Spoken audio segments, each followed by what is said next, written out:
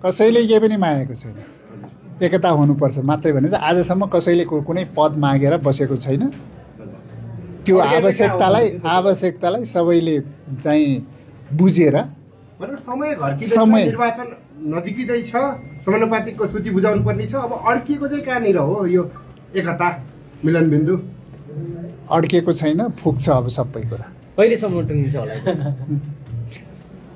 अब बिस्तारै छलफल भइरहेछ, समयभित्र सबै कुरा हुन्छ। जस्तै बिहान हजुर र बालेन बीच भेटवार्ता भयो भन्ने खबर आएको छ। भेटवार्तामा के कुरा त्यस्तो? भेटवार्ता सबैसँग सबै छलफल भइरहेछ। छलफल के विषयमा? सबै कुरा पोजिटिभ छ।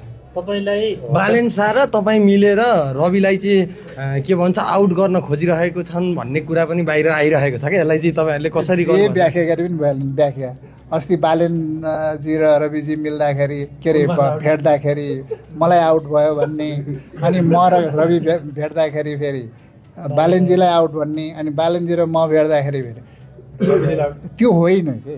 त्यो छलफल बस इन्डिभिजुअल हुन्छ, सबै बसेर पनि छलफल हुन्छ, त्यो सबै कुरा हुन्छ नि, त्यो होइन।